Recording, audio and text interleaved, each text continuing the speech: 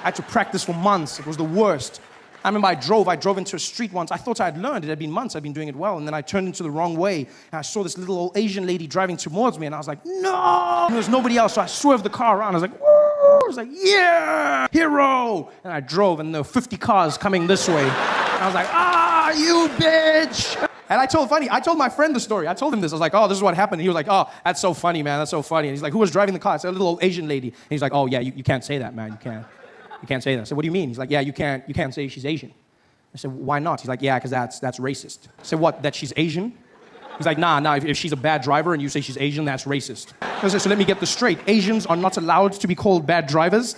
This is not racism in itself. Everyone else is allowed the world of bad drivers. But if I'm driving on the freeway behind an Asian person and they're swerving around, and I go, this bad driver, you drive like crap. And I pull up next to them, I'm like, oh, no, sorry. You're not a bad driver. You're just Asian. I'm sorry. It's not racism in itself.